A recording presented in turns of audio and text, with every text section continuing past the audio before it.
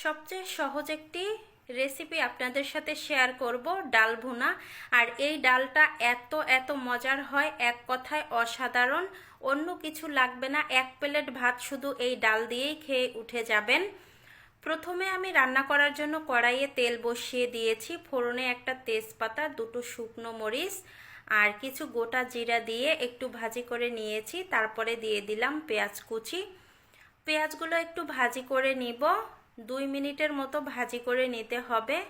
তারপরে এখানে দিয়ে দিব রসুন কুচি। রসুনগুলো এবার দিয়ে দিব। রসুনগুলো দিয়ে এখানে আবারও একটু ভাজি করে নিতে হবে।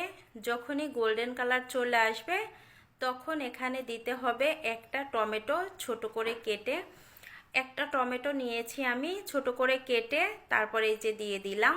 দিয়ে এখন টমেটো ভালোভাবে কষিয়ে নিতে হবে। এই টমেটো 2 থেকে 3 মিনিট কষিয়ে নিয়েছি। এখন এখানে একটু হলুদের গুঁড়া দিয়ে দিলাম। আর এই তেলের মধ্যে হলুদের গুঁড়াটা দিলে কালারটা খুব সুন্দর আসে। এখন আবারও কিছুক্ষণ কষিয়ে নিয়েছি।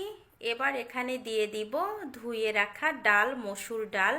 এই ডালটা অবশ্যই 2 থেকে 2.5 ঘন্টা ভিজিয়ে রাখবেন। যদি ভিজিয়ে রাখেন ডালটা দ্রুত সেদ্ধ হয়ে যাবে, প্লাস রান্না করতে বেশি সময় লাগবে না। আমি প্রায় 2 ঘন্টার মতো ভিজিয়ে রেখেছিলাম।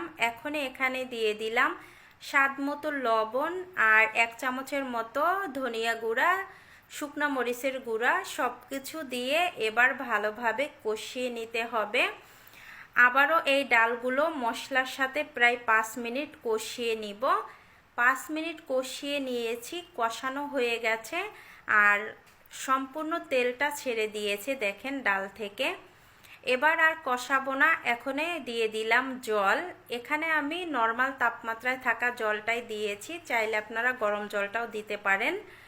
এখন এই জলটা দিয়ে নেড়েচেড়ে এটা জাল করে নিব 5 মিনিট ঢাকনা দিয়ে। তার আগে এখানে আমি একটা কাঁচামরিচ ফালি করে দিলাম, আপনারা চাইলে আরও বেশি দিতে পারেন। ঢাকনা দিয়ে ঢেকে 5 মিনিট জাল করে নিব। 5 মিনিট হয়ে গেছে, ঢাকনা তুলে নিব। 5 মিনিটে ডালগুলো সেদ্ধ হয়ে গেছে আর রান্নাটা প্রায় শেষের দিকেও হয়ে গেছে। এখন ঢাকনা ছাড়া আরও 5-6 মিনিট জাল করে নিব। এই তো ডালটা রান্না হয়ে গেছে, সম্পূর্ণ সেদ্ধ হয়ে গেছে, ঘনও হয়ে গেছে। এবার গ্যাসটা বন্ধ করে দিব। বন্ধ করে দিয়েছি, চুলা থেকে নামিয়ে নিব। চুলা থেকে নামানো হয়ে গেছে। গরম গরম ভাতের সাথে খেতে এক কথায় অসাধারণ হয়েছে। চাইলে আপনারা এই ডালটা কিন্তু রুটি, পরোটার সাথে, লুচির সাথেও খেতে পারেন। ভিডিওটা এখানেই শেষ করলাম।